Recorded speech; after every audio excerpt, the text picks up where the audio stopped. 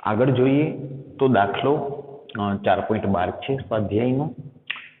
એ અને બી વચ્ચેની પ્રક્રિયા એના સંદર્ભમાં પ્રથમ ક્રમની છે અને પ્રક્રિયક બી ના સંદર્ભમાં શૂન્ય ક્રમની છે. તો નીચેના કોષ્ટકમાં ખાલી જગ્યાની પૂર્તિ કરો. એટલે સ્પષ્ટ વસ્તુ છે કે આવી કોઈ પ્રક્રિયા છે એ વત્તા બી માંથી કોઈ નિપજો બને છે. શક્ય છે આ તત્વયોગમિતીય ગુણાંકો એક ન પણ હોય બંને પ્રક્રિયકના. જે હોય તે આપણે જાણીએ છીએ કે તત્વયોગમિતીય ગુણાંકને પ્રક્રિયાક્રમ સાથે ખરેખર તો સંબંધ નથી અને તેની વેગ રજૂઆત આવી છે કે એની સાંદ્રતા બીની સાંદ્રતા હવે એના સંદર્ભમાં પ્રથમ ક્રમની છે અને બીના સંદર્ભમાં શૂન્ય ક્રમની છે. આનો અર્થ શું કરશો? આનો અર્થ એવું કરીશું કે પ્રક્રિયક એની સાંદ્રતા બમણી થાય તો વેગ બમણો થાય, 3 ગણી થાય તો 3 ગણો, 4 ગણી થાય તો 4 ગણો. વેગ એની સાંદ્રતાના સમપ્રમાણમાં છે અને વળી વેગ બીની સાંદ્રતાથી સ્વતંત્ર છે. એટલે કે બીની સાંદ્રતાની પ્રક્રિયા વેગ પર કોઈ અસર થશે નહીં. આ અર્થઘટન થયું. હવે પ્રયોગ આપ્યા છે 4 પ્રયોગ, જ્યાં એની સાંદ્રતા બીની સાંદ્રતા મોલારિટીમાં આપી છે અને પ્રક્રિયાનો પ્રારંભિક વેગ મેં એકમ નથી લખ્યો પરંતુ તેનો એકમ છે મોલર પર મિનિટ. ઓકે, અને તે વેગ આપેલા છે. હવે પહેલો જે પ્રયોગ છે તેમાં પ્રક્રિયક એ અને બી ની સાંદ્રતા 0.1 મોલર લેતા વેગ આટલો માલુમ પડે છે, 2 × 10⁻² મોલર પર મિનિટ. હવે બીજો પ્રયોગ, તેમાં આ ખાલી જગ્યા છે તે આપણે પૂરવાની છે કે એની એવી કઈ સાંદ્રતા હશે કે જ્યારે પ્રક્રિયા વેગ આટલો હશે અને બી ની સાંદ્રતા 0.2 મોલર આપી છે. હવે જુઓ, બી ની સાંદ્રતા બમણી કરી તો એની વેગ ઉપર તો ખરેખર એટલે અસર નહીં થાય કારણ કે બી ના સંદર્ભમાં તો શૂન્ય ક્રમની છે. એટલે બી ની સાંદ્રતા કોઈ પણ હોય આપણે તેને ધ્યાનમાં લેવાની એટલે નથી થતી કારણ કે બી ના સંદર્ભમાં તો શૂન્ય ક્રમની પ્રક્રિયા છે. હવે તમે અહીં જોઈ શકો છો કે વેગ છે ને એ બમણો થાય છે. હવે વેગ બમણો થાય છે તેનો અર્થ એવો થાય કે પ્રક્રિયક એની સાંદ્રતા બમણી હોવી જોઈએ, તો જ વેગ બમણો થાય કારણ કે વેગ પ્રક્રિયક એની સાંદ્રતાના સમપ્રમાણમાં છે. તો અહીં 0.2 આવશે. ચાલો આગળ વધીએ. અહીં એની સાંદ્રતા 0.4 મોલર, બીની સાંદ્રતા 0.4 મોલર અને પ્રારંભિક વેગ કેટલો તે શોધવાનો છે. તો સ્પષ્ટ છે કે એની સાંદ્રતા છે એની કરતા 4 ગણી થઈ. કમ્પેરિઝન પહેલા પ્રયોગ સાથે કરીએ છીએ આપણે, જરૂરી નથી બીજા પ્રયોગ સાથે પણ કરી શકો. તો એની સાંદ્રતા 4 ગણી કરી તો સ્વાભાવિક છે વેગ છે તે 4 ગણો થવો જોઈએ. હવે આનો 4 ગણો એટલે થાય 8.0 10⁻². વેગ 4 ગણો, કારણ કે પ્રક્રિયક એની સાંદ્રતા 4 ગણી થાય છે તો વેગ 4 ગણો થવાનો. બીની સાંદ્રતા 4 ગણી થઈ છે પરંતુ બીની સાંદ્રતાથી તો વેગ કેવો છે? સ્વતંત્ર છે. તો બસ એની સાંદ્રતા 4 ગણી થઈ, વેગ 4 ગણો થયો. આગળ વધીએ છીએ કે અહીં બીની સાંદ્રતા બમણી કરી છે પણ વેગ એટલો ને એટલો છે, પરંતુ બીની સાંદ્રતાની તો વેગ ઉપર અસર જ નથી અને વેગ એટલો ને એટલો છે તો એની સાંદ્રતા તેટલી જ હશે જેટલી પ્રયોગ 1 માં હશે કારણ કે વેગ પ્રયોગ 1 જેટલો જ છે તો એની સાંદ્રતા પ્રયોગ 1 જેટલી જ હશે. બરાબર. તો આ ખાલી જગ્યાની પૂર્તિ થઈ. હવે ત્યારબાદ જોઈએ 4.13. પ્રથમ ક્રમની પ્રક્રિયાના તેમના નીચે આપેલા વેગ અચળાંક પરથી પ્રથમ ક્રમની પ્રક્રિયાના અર્ધ આયુષ્ય સમય ગણો. જુઓ મિત્રો, પ્રથમ ક્રમની પ્રક્રિયાનો અર્ધાયુષ્ય સમય અને શૂન્ય ક્રમની પ્રક્રિયાના અર્ધાયુષ્ય સમયના સૂત્રો જુદા છે. અહીં આપણને પ્રથમ ક્રમની પ્રક્રિયા કીધેલી છે અને તેથી પ્રથમ ક્રમની પ્રક્રિયાનો અર્ધાયુષ્ય સમયનું સૂત્ર છે T1/2 = 0.693/K. જ્યારે શૂન્ય ક્રમની પ્રક્રિયાના અર્ધાયુષ્ય સમયનું સૂત્ર જુદું હતું, R0/2K. બરાબર. અહીં તો પ્રથમ ક્રમની પ્રક્રિયા કહેલી છે, તો પ્રથમ ક્રમની પ્રક્રિયાના અર્ધાયુષ્ય સમયનું સૂત્ર જ વાપરવું પડે. હવે આપણો પહેલો પ્રશ્ન છે, એનો જવાબ કે ભાઈ T1/2 0.693 કે આપ્યો છે 200, જે સેકન્ડ ઇનવર્સ એકમમાં છે. સેકન્ડ ઇનવર્સ એકમમાં તો આનો માત્ર ભાગાકાર કરવામાં આવે તો 3.465 into 10⁻³ આવશે. અને એકમ આવશે એનો સેકન્ડ. શા માટે સેકન્ડ એકમ આવશે? કારણ કે અર્ધા આયુષ્ય સમય સેકન્ડ કે સેકન્ડ ઇનવર્સમાં આપેલો છે. વેગ અચળાંક સેકન્ડ ઇનવર્સ એકમમાં આપેલો છે, એટલે અર્ધા આયુષ્ય સમયનો એકમ સેકન્ડ થશે. ઓકે, અહીં T1/2 = 0.693 અપોન બીજા જે દાખલો છે એમાં 2 મિનિટ ઇનવર્સ એકમમાં કે આપેલો છે વેગ અચળાંક મિનિટ ઇનવર્સ, તો T1/2 મિનિટમાં મળશે આપણને. તો આનો ભાગાકાર કરો તો 0.3465 મિનિટ એકમમાં આવશે અર્ધા આયુષ્ય સમય. અને ત્રીજો એ છે ત્રીજી કોઈ પ્રક્રિયા છે કે જેનો વેગ અચળાંક છે 4 યર ઇનવર્સ, વર્ષ ઇનવર્સ. અતિ ધીમી પ્રક્રિયાઓ હોય ને તેના અર્ધા આયુષ્ય સમય વર્ષમાં માપવામાં આવતા હોય છે, અને તેના વેગ અચળાંક પણ વર્ષ ઇનવર્સ એકમમાં હોય છે. ઓકે, તો આનો ભાગાકાર કરશો તો 0.17325 વર્ષ એકમમાં મળશે આપણને T1/2 અર્ધા આયુષ્ય સમય. અને અર્ધા આયુષ્ય સમય એટલે શું? તો કે પ્રક્રિયકની મૂળ સાંદ્રતા કરતાં અડધી સાંદ્રતા થતા લાગતો સમય, તેને પ્રક્રિયાનો અર્ધ આયુષ્ય સમય કહેવામાં આવે છે.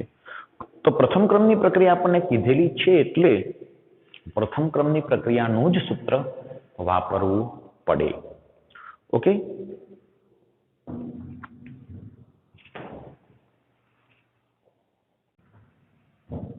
આગળ ઉપર જોઈએ 4.14 કાર્બન 14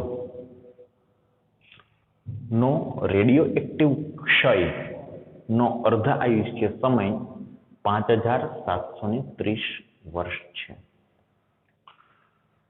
એક પુરાતાત્વિક કૃત્રિમ વસ્તુ જીવિત વૃક્ષમાં મળેલા કાર્બન 14 ના માત્ર 80% કાષ્ટ ધરાવે છે. નમૂનાનું આયુષ્ય અંદાજ. હવે સૌથી પહેલા તો આ બાબતને આપણે સમજવી પડશે કે કાર્બન 14 નો રેડિયોએક્ટિવ ક્ષય એટલે શું? તો મિત્રો, કાર્બન 14 છે, કાર્બન 614 જે કાર્બનનો રેડિયો એક્ટિવ સમસ્થાનિક છે, રેડિયો સક્રિય સમસ્થાનિક છે. આ કાર્બન 614 કે જેના કેન્દ્રમાં 6 પ્રોટોન અને 8 ન્યુટ્રોન આવેલા હોય છે. હવે આ કાર્બન 614 નું કેન્દ્ર વધુ પડતા ન્યુટ્રોનના કારણે અસ્થાયી હોય છે, અને તેના કારણે જે 8 ન્યુટ્રોન છે તે પૈકી એક ન્યુટ્રોન નું પ્રોટોન અને ઇલેક્ટ્રોનમાં વિભાજન થાય. એક ન્યુટ્રોનનું પ્રોટોન અને ઇલેક્ટ્રોનમાં વિભાજન થાય. પ્રોટોન કેન્દ્રમાં જ રહે તો પ્રોટોનની સંખ્યા 6 ની બદલે 7 થઈ જાય, અને એક ન્યુટ્રોનનું વિભાજન થઈ ગયું તો ન્યુટ્રોન પણ 7 રહ્યા. તો એક ન્યુટ્રોનનું વિભાજન પ્રોટોનમાં થતા પ્રોટોનની સંખ્યા 7 થઈ જાય, ન્યુટ્રોનની સંખ્યા પણ 7 થઈ જાય. હવે એક ન્યુટ્રોનનું પ્રોટોન ઇલેક્ટ્રોનમાં વિભાજન થયું ને ઇલેક્ટ્રોન ગયો ક્યાં? કેન્દ્રની બહાર. તેને બીટા વિકિરણ કહેવામાં આવે છે, બીટા કણ કહેવામાં આવે છે. તો આ બીટા માઇનસ દ્વારા તેને બતાવવામાં આવે છે. જે કેન્દ્રમાં ન્યુટ્રોન હતો તેનું પ્રોટોન ઇલેક્ટ્રોનમાં વિયોજન થાય છે. પ્રોટોન કેન્દ્રમાં જ રહે છે એટલે પ્રોટોનની સંખ્યા 1 વધી ગઈ, ન્યુટ્રોનની સંખ્યા 1 ઘટી ગઈ, અને ઇલેક્ટ્રોન કેન્દ્રની બહાર નીકળો. આ કેન્દ્રની બહાર જે ઇલેક્ટ્રોન નીકળે છે તે જ બીટા વિકિરણ છે. અને હવે આ કાર્બન શેમાં ફેરવાઈ ગયું? તો કે નાઇટ્રોજન 714 માં ફેરવાઈ ગયું. યાદ રાખો મિત્રો, કેન્દ્રીય પ્રક્રિયામાં તત્વ બદલાઈ જતું હોય છે. અહીં કાર્બનનું રૂપાંતર નાઇટ્રોજનમાં થઈ ગયું અને બીટા કણ ઉત્સર્જિત થયો. ફરીવાર કહી દઉં કે કાર્બન કે જેના કેન્દ્રમાં 6 પ્રોટોન અને 8 ન્યુટ્રોન છે, તે પૈકી એક ન્યુટ્રોનનું વિભાજન પ્રોટોન અને ઇલેક્ટ્રોનમાં થાય. પ્રોટોન કેન્દ્રમાં જ રહે એટલે 6 ની બદલે 7 પ્રોટોન થઈ ગયા. ન્યુટ્રોનની સંખ્યામાં 1નો ઘટાડો થયો અને જે ઇલેક્ટ્રોન છે જે કેન્દ્રની બહાર નીકળ્યો તે બીટા વિકિરણ છે. તો કાર્બન 614 નું નાઇટ્રોજન 714 માં રૂપાંતર થાય છે રેડિયો એક્ટિવિટીની આ ઘટનાના કારણે. આમ કાર્બન 614 રેડિયો સક્રિય છે, બરાબર, અને તે નાઇટ્રોજન 714 માં ફેરવાતો હોય છે. હવે આ જે પ્રક્રિયા છે તેનો અર્ધ આયુષ્ય સમય 5730 વર્ષ છે. એટલે કે તમે ચોક્કસ જથ્થાનો કાર્બન 614 લીધેલો છે તેમાંથી અડધા કાર્બન 614 નું નાઇટ્રોજન 714 માં રૂપાંતર થતા 5730 વર્ષ લાગે. અર્ધ આયુષ્ય સમય પ્રક્રિયકની મૂળ સાંદ્રતા કરતા અડધી સાંદ્રતા થતા લાગતો સમય, અથવા તો પ્રક્રિયકના મૂળ જથ્થા કરતા અડધો જથ્થો થતા લાગતો સમય, અડધા જથ્થાનું નિપજમાં રૂપાંતર થઈ જતા લાગતો સમય, તેને પ્રક્રિયાનો અર્ધાયુષ્ય સમય કહેવાય. તે તમે જાણો છો. તો કાર્બન 614 નો આ પ્રક્રિયા જે છે રેડિયો એક્ટિવિટીની પ્રક્રિયા, આ પ્રક્રિયાનો અર્ધાયુષ્ય સમય એ 5730 વર્ષ છે. વળી એક બાબત ધ્યાન રાખવા જેવી કે રેડિયો એક્ટિવિટીની પ્રક્રિયા એ હંમેશા પ્રથમ ક્રમને અનુસરે છે. એટલે અહીં જે કાંઈ આપણે નિયમો લગાડીશું ને તે પ્રથમ ક્રમની પ્રક્રિયાના નિયમો લગાડીશું, બરાબર. હવે એમ કહેલું છે કે એક પુરાતાત્વિક કૃત્રિમ વસ્તુ છે, તેમાં કાર્બન 14 નું પ્રમાણ જીવિત વૃક્ષમાં મળેલા કાર્બન 14ના 80% છે. કહેવાનો શું અર્થ છે? કહેવાનો અર્થ એવો છે કે એક જૂની પુરાણી વસ્તુ મળેલી છે, જૂની પુરાણી કોઈ વસ્તુ મળેલી છે, માની લો કે આ તે વસ્તુ છે, બરાબર, કે જેમાં કાર્બન 614 નું પ્રમાણ કેટલું છે? 80%. જ્યારે જીવિત વૃક્ષનો તો તમે નમૂનો લઈ લો, જીવિત વૃક્ષમાંથી લાકડું લ્યો તમે, તો એમાં કાર્બન 614 નું પ્રમાણ કેટલું ગણવાનું? તો કે 100%.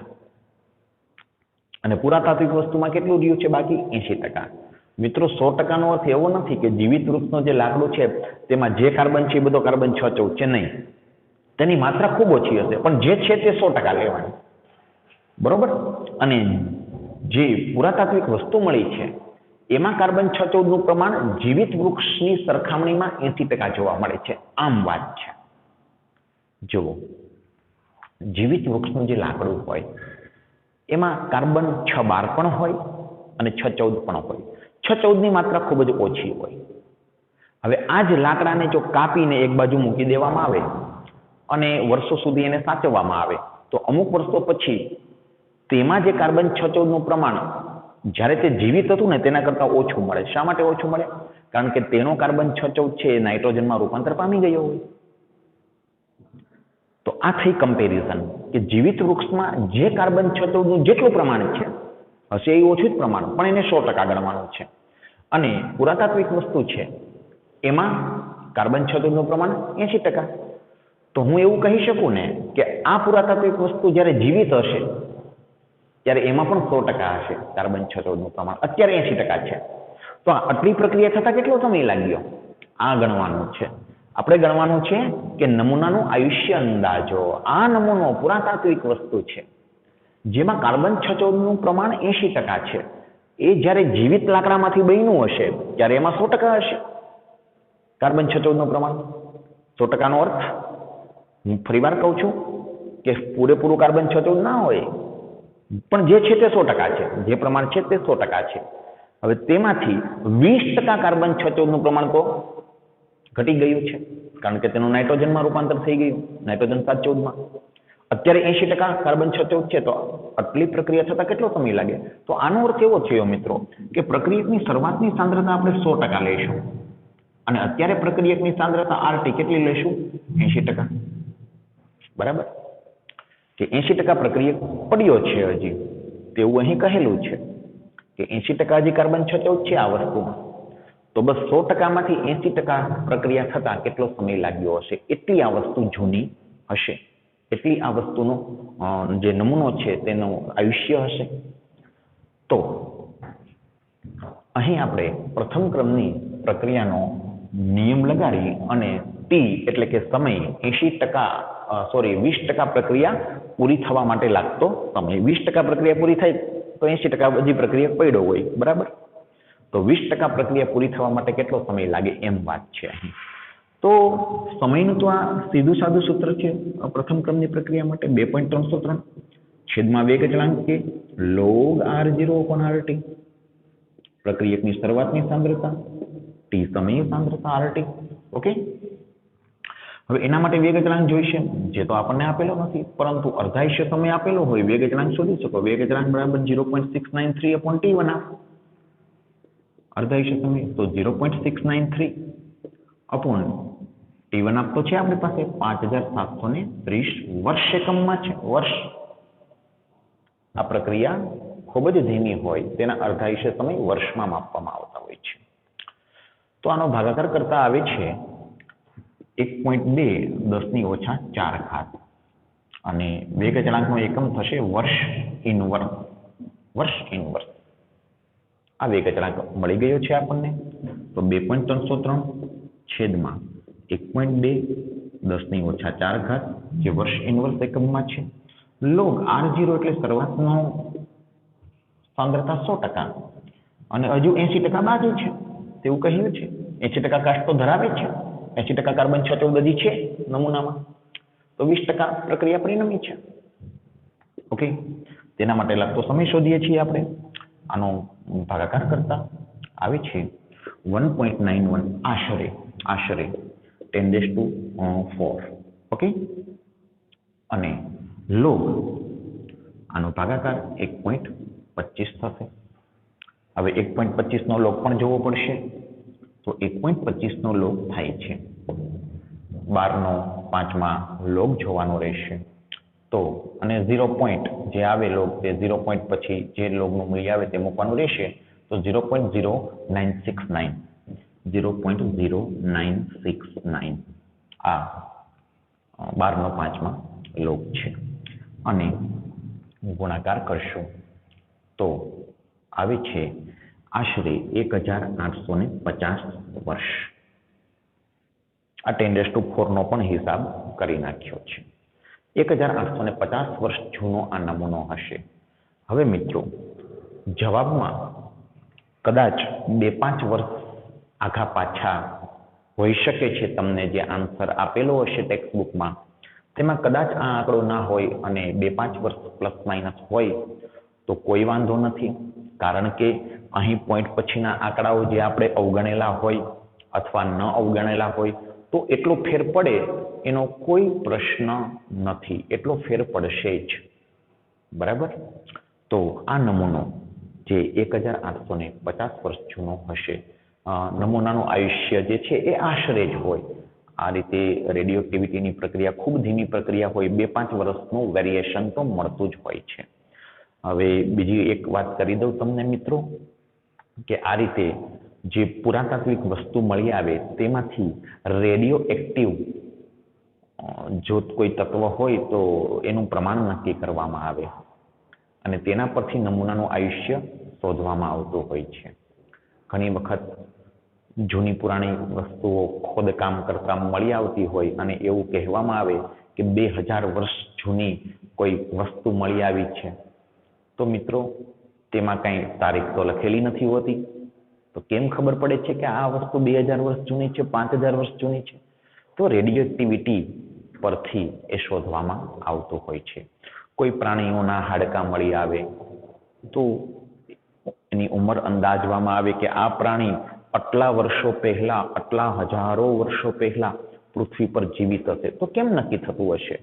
એ રીતે નક્કી થતું હશે કે હાલમાં જે જીવિત પ્રાણી છે તેના હાડકામાં રેડિયો એક્ટિવ તત્વ છે તેનું પ્રમાણ નક્કી કરવામાં આવે અને જે હાડકાં જમીનમાંથી ખોદકામ દ્વારા મળેલા છે તેમાં પણ રેડિયો એક્ટિવ તત્વોનું પ્રમાણ નક્કી કરવામાં આવે. સ્વાભાવિક છે તે ઓછું હોવાનું, મૃત જે પ્રાણી છે જેના હાડકા જમીનમાંથી મળી આવેલા છે તેમાં રેડિયો એક્ટિવિટીનું પ્રમાણ ઓછું એટલે હોવાનું, કારણ કે જે જીવિત હશે ત્યારે રેડિયો એક્ટિવ તત્વો એના હાડકામાં વધારે હશે, પરંતુ વર્ષો દરમિયાન એનો ક્ષીપ થઈ ચૂક્યો છે એટલે રેડિયો એક્ટિવિટી ઘટી ગઈ છે, રેડિયો એક્ટિવ તત્વનું પ્રમાણ ઘટી ગયું છે.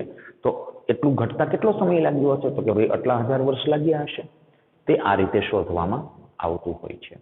આને રેડિયો ડેટિંગ પદ્ધતિ કહેવામાં આવે છે કે રેડિયો એક્ટિવિટી પરથી જૂના નમૂનાનું આયુષ્ય નક્કી કરવું. ઓકે, આગળ વધીએ છીએ 4.16.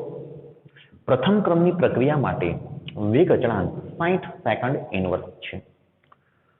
તો પ્રક્રિયકની પ્રારંભિક સાંદ્રતાથી તેના 1/16 ભાગના મૂલ્ય જેટલી સાંદ્રતા થવા માટે ઘટીને, એ તો ઘટશે તો જ થવાની છે ને ઓછી સાંદ્રતા, ઘટીને થવા માટે તે કેટલો સમય લેશે? તો ભાગ કીધો છે મિત્રો. તો પ્રક્રિયકની જો ટકા કહે ને તો શરૂઆતમાં 100 લેવાના, પણ ભાગ કહે તો શરૂઆતનું 1 ભાગ લેવાનો, શરૂઆતની સાંદ્રતા 1 લેવાની અને અંતિમ એટલે કે આ ટી સમયે સાંદ્રતા 1/100 લેવાની. બરાબર? કે 1 ભાગ હતો તેમાંથી આટલો ભાગ થતા કેટલો સમય લાગશે તે શોધવાનું છે. તો સમય શોધવાનો છે, વેગ અચળાંક જોશે. અહીં પણ વેગ અચળાંક પહેલા શોધ્યો હતો. વેગ અચળાંક જોશે તો T1 આપેલું છે આપણને, નહીં વેગ અચળાંક જ આપેલો છે, કોઈ પ્રશ્ન નથી. 60 સેકન્ડ ઇનવર્સ વેગ અચળાંક આપેલો છે તો શોધવાનો રહેતો નથી. સીધું જ સૂત્ર મૂકી દઉં છું. T = 2.303 છેદમાં K log R0 શરૂઆતની સાંદ્રતા T સમયે સાંદ્રતા 2.303 છેદમાં 60 સેકન્ડ ઇનવર્સ એકમમાં છે. બરાબર? ઓકે, તો જવાબ આપણને સેકન્ડમાં મળવાનો છે. log R0 upon RT 1/16 છેદનો છેદ અંશમાં જશે તો 2. આનો ભાગાકાર કરી નાખીએ. 2.303 ભાગ્યા 60 કરતા 0.038 આવશે. 0.03838 આવું આવશે. અને log 16 log 16 નો 0માં log આશરે 1.2 થશે.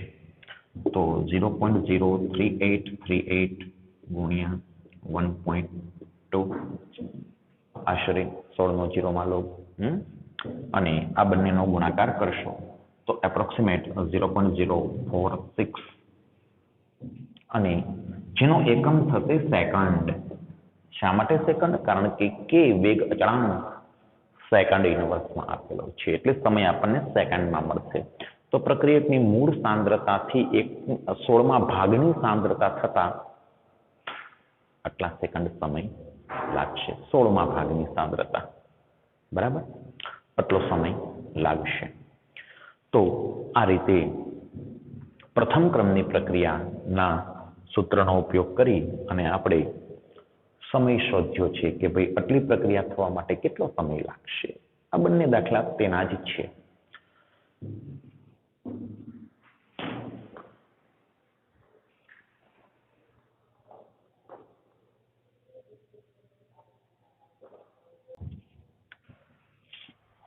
ત્યાર પછીનો દાખલો જોઈએ 4.17 કે કેન્દ્રીય સ્ફોટન દરમિયાન નિપજોમાંની એક નિપજ છે સ્ટ્રોન્શિયમ 90. કેન્દ્રીય સ્ફોટન એટલે કેન્દ્રીય વિસ્ફોટ થવો. ન્યુક્લિયર પ્રક્રિયા, કોઈ ભારે રેડિયોએક્ટિવ તત્વ ના કેન્દ્રનું જો વિખંડન થાય તો નાના કેન્દ્રો ધરાવતા તત્વોનું નિર્માણ થતું હોય છે. અને જે તત્વો રેડિયોએક્ટિવ હોય પણ ખરા ને ન પણ હોય, પરંતુ અહીં જે વાત છે તે કોઈ ભારે તત્વોનું કેન્દ્રીય સ્ફોટન થયું છે, તેમાંથી સ્ટ્રોન્શિયમ 90 ઉત્પન્ન થયો છે અને તે રેડિયોએક્ટિવ છે તેવું કહેલું છે. આપણે સ્વીકારી લેવાનું છે કે સ્ટ્રોન્શિયમ 90 જે રેડિયોએક્ટિવ છે કેન્દ્રીય સ્ફોટન દરમિયાન તે ઉત્પન્ન થયો છે. અને આ સ્ટ્રોન્શિયમ 90 છે તેનો અર્ધાયુષ્ય સમય 28.1 વર્ષ છે. હવે જો તે જ સમયે તાજા જન્મેલા બાળકના હાડકામાં 1 માઇક્રોગ્રામ આ સ્ટ્રોન્શિયમ શોષાઈ ગયું હોય કેલ્શિયમના બદલે, તો તે બાળકમાં બીજી કોઈ ચયાપચયની ક્રિયાથી પાછું સ્ટ્રોન્શિયમ બહાર નથી નીકળતું. તો 10 વર્ષ અને 60 વર્ષના અંતે તેના શરીરમાં કેટલું સ્ટ્રોન્શિયમ 90 બાકી રહ્યું હશે? હવે સમજવાની વાત એ છે કે કેન્દ્રીય સ્ફોટન થાય છે, તે દરમિયાન સ્ટ્રોન્શિયમ 90 ઉત્પન્ન થાય છે, જે રેડિયો સક્રિય છે. એ જ વખતે કોઈ બાળકનો જન્મ થાય છે, તેના શરીરમાં 1 માઇક્રોગ્રામ આ સ્ટ્રોન્શિયમ શોષાઈ જાય છે, અને બીજી અન્ય કોઈ રીતે ઈ સ્ટ્રોન્શિયમ શરીરમાંથી બહાર નથી નીકળતું. ઈ સ્ટ્રોન્શિયમનું પ્રમાણ માત્ર ને માત્ર આ સ્ટ્રોન્શિયમની રેડિયો એક્ટિવિટીની પ્રક્રિયાથી જ ઘટે છે. એટલે કે સ્ટ્રોન્શિયમ 90 અન્ય તત્વમાં રૂપાંતર પામી જાય એ રીતે ઘટે છે. બીજી કોઈ અન્ય પ્રક્રિયાથી તેના શરીરમાંથી આ સ્ટ્રોન્શિયમ બહાર નથી નીકળતું તેવું ધારી લેવાનું છે. તો આ બાળક 10 વર્ષનું થાય અને 60 વર્ષનું થાય તો તેના શરીરમાં કેટલું સ્ટ્રોન્શિયમ બાકી રહ્યું હશે તેની વાત છે. તો કશું જ નથી મિત્રો, અહીં R0 પ્રક્રિયકની શરૂઆતની સાંદ્રતા એને આપણે 1 માઇક્રોગ્રામ લેવાની છે, 1 માઇક્રોગ્રામ. અને RT એટલે ટી સમય સાંદ્રતા આપણે શોધવાની છે કે ભાઈ કેટલી હશે, કેટલા માઇક્રોગ્રામ તેના શરીરમાં સ્ટ્રોન્શિયમ વધ્યું હશે, બાકી રહ્યું હશે. બરાબર. તો અર્ધાયુષ્ય સમય આપેલો છે આપણને 28.1 વર્ષ. ઓકે, તો તેના ઉપરથી પેલા વેગ અચળાંક શોધી નાખીએ. 0.693 upon T1 તો 0.693 છેદમાં 28.1 વર્ષ ઇનવર્સ. ભાગાકાર નથી કરતા, આપણે આમ નામ રાખીએ છીએ, આગળ એનો ઉપયોગ કરવાનો જ છે આપણે. તો આ વેગ અચળાંક મળી ગયો. હવે 10 વર્ષના અંતે એટલે કે T = 10 યર હોય તો બાળકના શરીરમાં કેટલું સ્ટ્રોન્શિયમ બાકી રહ્યું હશે? 10 વર્ષ દરમિયાન એ સ્ટ્રોન્શિયમે રેડિયો એક્ટિવિટી ઉત્સર્જિત કરીને અન્ય તત્વોમાં ફેરવાઈ ગયું હશે, અમુક બાકી પણ રહ્યું હશે. તે શોધવાનું છે કે 10 વર્ષના અંતે કેટલું સ્ટ્રોન્શિયમ તેના શરીરમાં બાકી રહ્યું હશે. RT શોધવાનું છે. તો T = આમ તો K = 2.303/T પણ લખી શકીએ. T log R0/RT. ઓકે, ચાલો હવે આપણે T લઈએ છીએ 10 વર્ષ. એના માટે આપણે ગણતરી કરી રહ્યા છીએ કે 10 વર્ષના અંતે બાળકના શરીરમાં કેટલું સ્ટ્રોન્શિયમ બાકી રહ્યું હશે. 1 માઇક્રોગ્રામ શોષાયું હતું, હવે કેટલું બાકી રહ્યું હશે?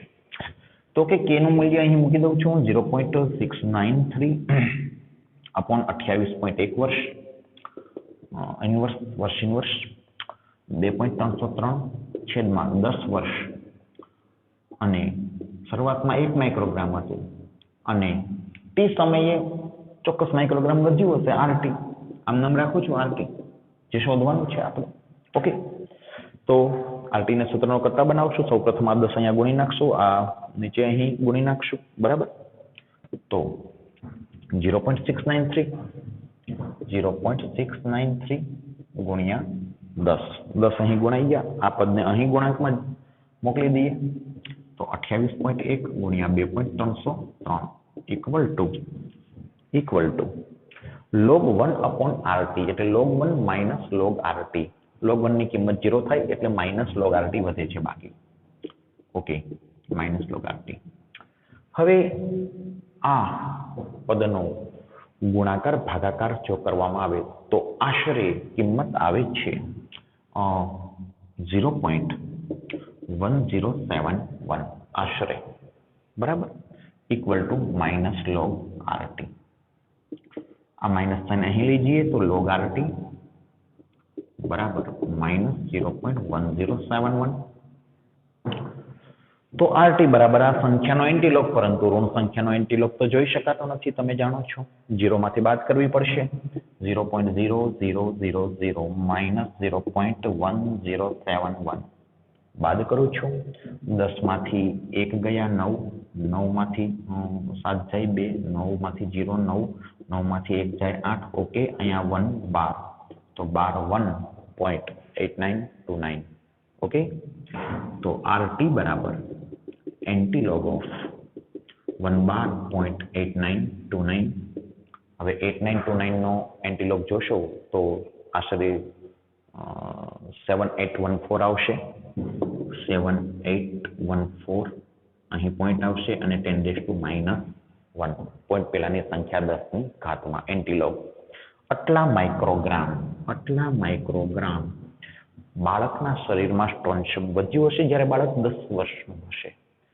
વર્ષનું હશે તો ઓકે આ ગણતરી અને જવાબની નોંધ કરી લો પછી હજુ આગળ આપણે ગણવાનું છે કે આ બાળક 60 વર્ષનું થશે ત્યારે કેટલું સ્ટોન્શિયમ બાકી રહ્યું હશે તે ગણતરી કરવાની છે તો આની નોંધ કરી લીધી હશે તમે આગળ વધું છું તો હવે બાળક 60 વર્ષનું થાય તો t બરાબર 60 વર્ષ એના માટે ગણતરી કરવાની છે ઓકે હવે t બરાબર 60 વર્ષ તો અહીં હું 60 મૂકી દઉં ચલો ત્યાં 60 મૂકી દીધા તો અહીં 60 થઈ ગયા ઓકે ગણતરી તેની તે જ છે હવે તમે આનો ભાગાકાર કરશો આ પદનો ગુણાકાર ભાગાકાર તો આવશે 0.6425 ઓકે અહીં 0.6425 ચાલો હવે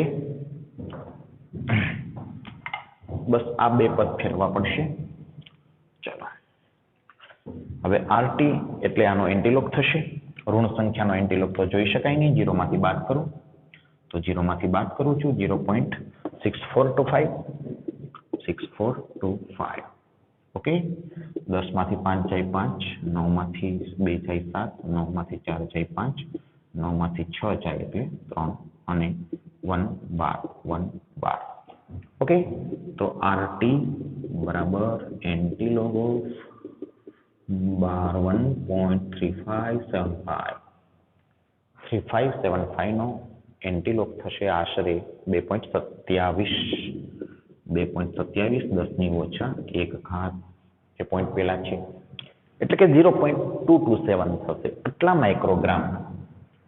માઇક્રોગ્રામ એ બાળક જ્યારે 60 વર્ષનું થશે ત્યારે આટલા માઇક્રોગ્રામ સ્ટોન્શિયમ તેના શરીરમાં બાકી રહ્યું હશે બાકીના સ્ટોન્શિયમનું અન્ય ઘટકમાં રૂપાંતર થઈ ગયું હશે રેડિયોએક્ટિવિટી ઉત્સર્જિત કરીને ઓકે તો આ બીજો જવાબ આપણો થયો ક્લિયર તો રેડિયોએક્ટિવિટીની પ્રક્રિયા પ્રથમ ક્રમની પ્રક્રિયા હોય આપણે પ્રથમ ક્રમની પ્રક્રિયાના નિયમો વાપર્યા છે